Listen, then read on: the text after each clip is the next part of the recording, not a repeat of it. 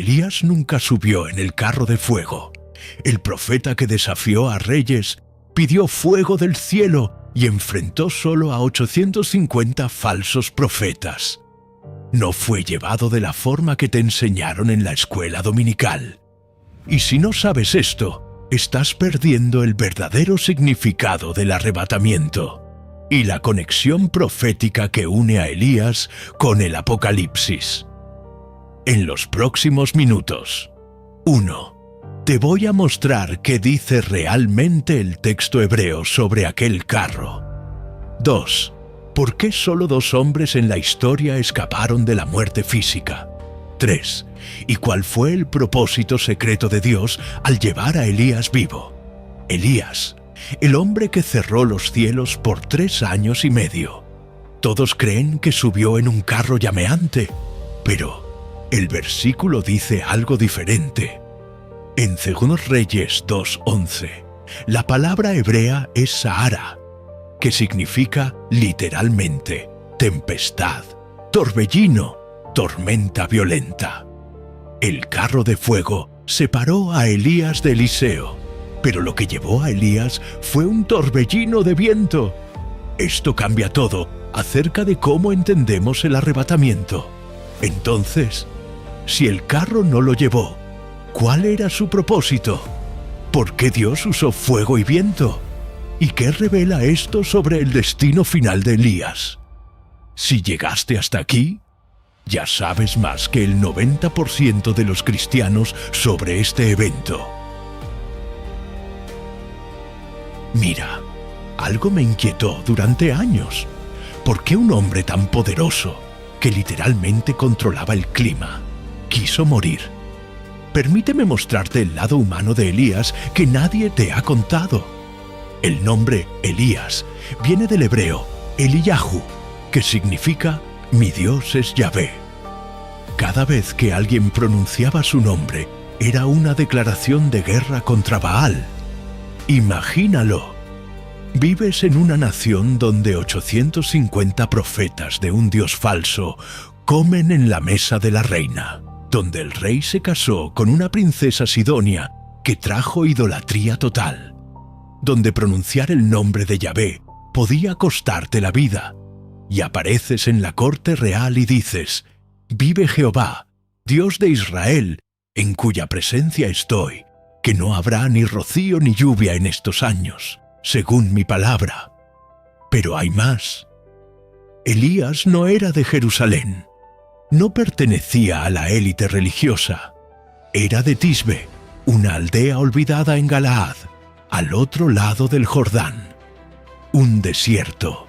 La Biblia lo llama Tisbita, literalmente el extranjero, el forastero. Dios eligió a un hombre de las márgenes, un nadie geográfico, para confrontar el poder centralizado de Samaria. ¿Ves el patrón? David era pastor, Amós era ganadero, Pedro era pescador. Dios no llama a los capacitados, Él capacita a los llamados. Pero espera, después del Monte Carmelo, después de probar que Yahvé es Dios, después de ejecutar a los profetas de Baal, Jezabel envía un mensaje: «Mañana a esta hora haré con tu vida como hice con cada uno de ellos». Y el hombre que enfrentó solo a 850 profetas huyó, corrió al desierto, se sentó bajo un enebro y pidió morir. «Basta ya, Jehová, quítame ahora la vida». Eso es lo que me fascina.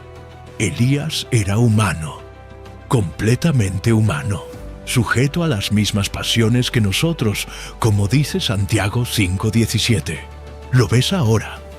Dios no usa superhéroes, usa personas quebrantadas, cansadas, incluso deprimidas, y las transforma en instrumentos de su gloria. Si llegaste hasta aquí, estás entendiendo algo que a muchos pastores les toma años enseñar. Pero hay más, porque lo que pasó en el desierto, bajo aquel enebro, revela el segundo patrón. Lo que viene ahora te mostrará por qué Dios alimentó a Elías de forma sobrenatural. ¿Y qué tiene que ver esto con Jesús en el desierto? Escucha, ¿alguna vez te has preguntado por qué Dios necesitaba un enfrentamiento público tan dramático? Fuego del cielo, un altar empapado, 850 profetas, multitudes. Permíteme mostrarte lo que la ciencia y la arqueología revelan sobre aquel día. Monte Carmelo. Alrededor del 1400 a.C., Israel llevaba 3 años y medio en sequía. Exactamente el mismo período que Apocalipsis 11 dice que las 2 testigos cerrarán el cielo. ¿Coincidencia?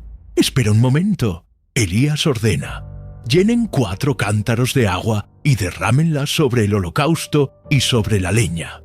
3 veces, 12 cántaros de agua, en plena sequía. ¿De dónde sacaron el agua? Del Mediterráneo, a solo 30 kilómetros. Pero piensa, cargar agua del mar, subir el monte en plena sequía, cuando cada gota era preciosa. Era una demostración absurda de fe. Aquí está el punto. Arqueólogos han descubierto que el Monte Carmelo era considerado sagrado para Baal desde los tiempos cananeos. Era el territorio de Baal. Elías no eligió un lugar neutral, invadió la casa del enemigo. Y más, la palabra Carmelo significa jardín o viña de Dios. Entonces, en la viña de Dios, los falsos profetas habían construido un altar. ¿Ves la ironía? Pero hay algo aún más perturbador. Los profetas de Baal se cortaron el cuerpo, gritaron desde la mañana hasta la tarde: «Oh Baal, respóndenos». Silencio. Y Elías se burló de ellos: «Griten más fuerte, porque es Dios. Tal vez esté conversando o atendiendo sus necesidades, o de viaje, o durmiendo, y necesita que lo despierten». Eso es sarcasmo brutal.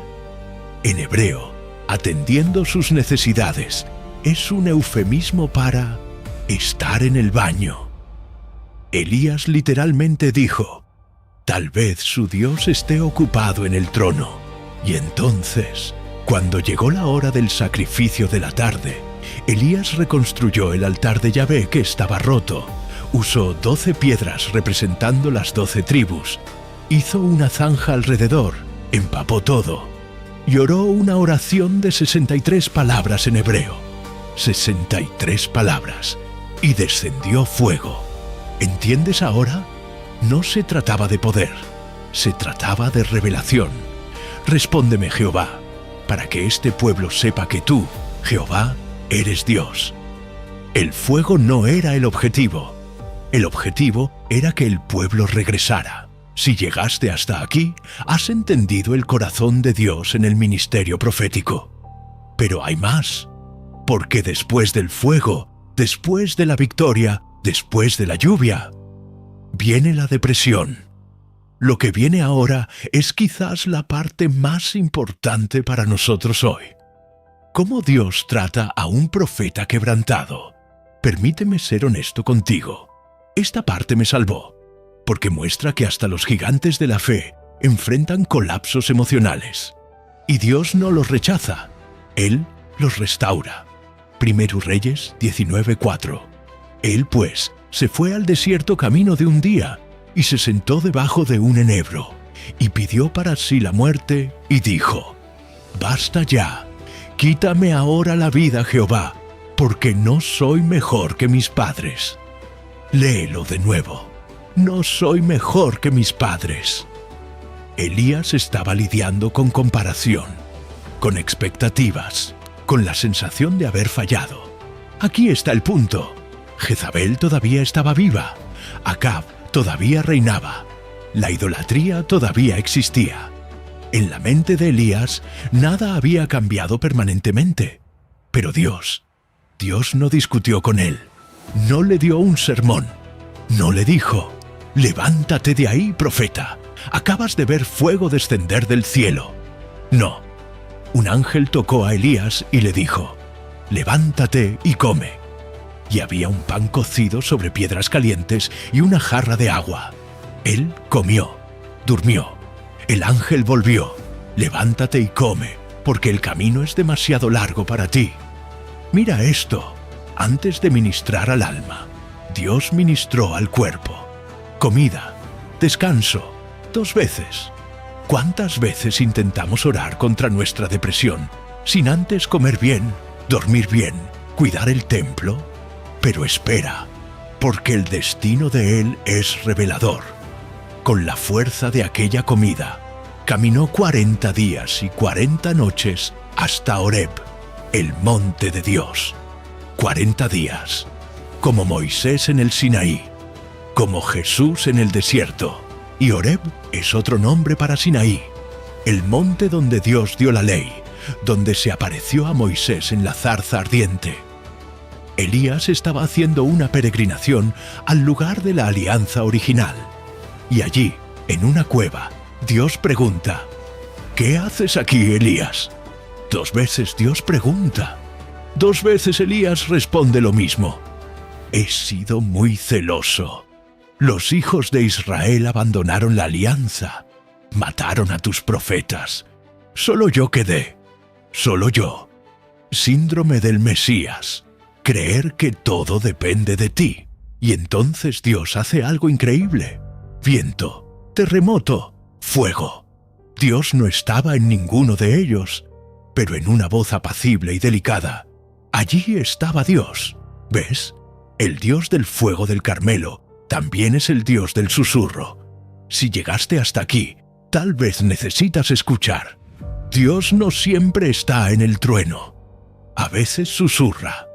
Pero hay más, porque Dios dice algo que va a conectar todo. He reservado para mí 7,000 en Israel, todos los que no han doblado la rodilla ante Baal.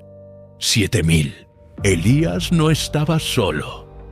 Lo que viene ahora te mostrará por qué ese número es profético. ¿Y qué tiene que ver con el arrebatamiento? Aquí está lo que nadie te dice. Solo 2 hombres en el Antiguo Testamento no probaron la muerte: Enoc y Elías. ¿Por qué estos 2? ¿Por qué no Moisés? ¿Por qué no Abraham? Permíteme mostrarte el código. Enoc vivió 365 años, un año solar perfecto. Y anduvo Enoc con Dios y desapareció, porque Dios lo llevó. Génesis 5:24.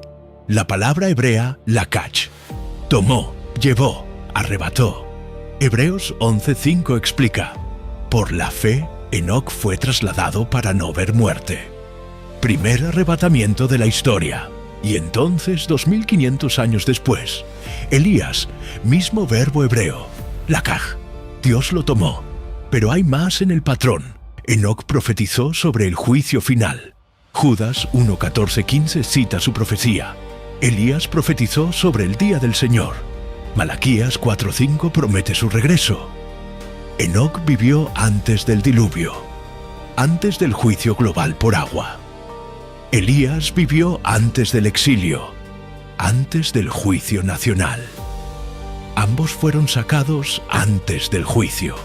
¿Ves ya la sombra del arrebatamiento de la iglesia? Espera un momento, porque hay más. Apocalipsis 11. Las 2 testigos. Profetizan por 1260 días, 3 años y medio, como Elías cerró el cielo.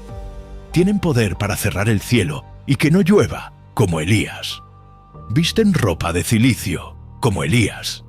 Y al final, suben en una nube. Muchos teólogos creen que las 2 testigos son Enoc y Elías regresando. ¿Por qué? Porque Hebreos 9:27 dice: a los hombres les está ordenado morir una sola vez. Enoc y Elías nunca murieron. Entonces necesitan regresar para morir y resucitar, cumpliendo el patrón profético completo. Eso es impresionante. ¿Entiendes ahora por qué Dios los preservó? No fue solo misericordia, fue propósito profético. Son testigos de que Dios puede librar a los suyos del juicio. Si llegaste hasta aquí, has entendido algo que conecta Génesis con Apocalipsis. Pero hay más, porque hay un momento donde Elías aparece de nuevo, 1000 años después de subir, y lo que hace allí cambia todo sobre el significado de su vida. Lo que viene ahora es el clímax de toda la historia. Mateo 17, Monte de la Transfiguración. Jesús sube con Pedro, Santiago y Juan. Y entonces algo imposible sucede. Y he aquí se les aparecieron Moisés y Elías, hablando con él. Léelo de nuevo.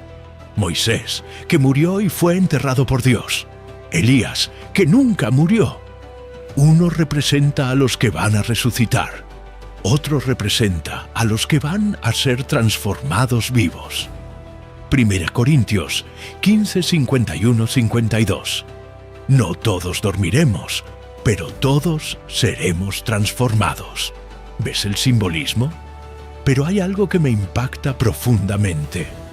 ¿De qué estaban hablando con Jesús? Lucas 9:31 revela: hablaban de su partida, que iba a cumplirse en Jerusalén. La palabra griega es éxodos, éxodo. Estaban discutiendo la cruz. Moisés, que liberó a Israel de Egipto. Elías, que liberó a Israel de la idolatría. Estaban hablando con Jesús sobre la liberación final de la humanidad. El éxodo definitivo de la esclavitud del pecado. Y aquí está el detalle que me quebrantó. Pedro, sin entender nada, dice: Señor, bueno es que estemos aquí. Si quieres, hagamos aquí 3 enramadas. Una para ti, otra para Moisés y otra para Elías. Quería preservar el momento. Pero una voz del cielo dice: Este es mi Hijo amado, en quien tengo complacencia. A él oíd. Y cuando levantaron los ojos, no vieron a nadie, sino a Jesús solo. Moisés desapareció. Elías desapareció. Solo Jesús. Porque esa es la mensaje final. La ley, Moisés y los profetas Elías apuntan a Cristo. Y cuando ves a Cristo claramente, todo lo demás desaparece. Entonces, ¿por qué Dios llevó a Elías vivo? Para probar que Él tiene poder sobre la muerte. Para crear un patrón profético del arrebatamiento. Para preservarlo para el testimonio final en los últimos días. Y para mostrar, 1000 años después, que todo apunta a Jesús. Si llegaste hasta aquí, has descubierto que la historia de Elías no es sobre un profeta que subió en un carro. Es sobre un Dios que preserva, restaura y usa vasos quebrantados para revelar su gloria. Ahora, permíteme mostrarte qué significa esto para ti hoy. Un hombre del desierto, llamado Mi Dios es Yahvé, que cerró los cielos, enfrentó a 850 profetas, vio descender fuego, entró en una depresión profunda, fue alimentado por ángeles, caminó 40 días hasta el Sinaí, escuchó a Dios susurrar y fue llevado vivo. 1000 años después, apareció glorificado en el monte y señaló a Jesús. ¿Ves el diseño ahora?